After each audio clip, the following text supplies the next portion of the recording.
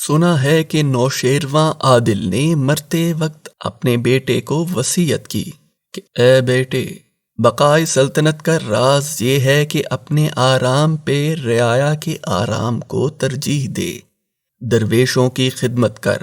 جہاں تک ہو سکے رعایا کا دل زخمی نہ کر، اور مخلوق خدا کو نہ ستا، کسی پر ظلم نہ کر، کاشتکاروں سے رعایت کر، خوش دل مزدور زیادہ کام کرتا ہے، خدا سے نہ ڈرنے والے دلیر متکبروں سے ہوشیار رہ، نیکوں کا راستہ اختیار کر،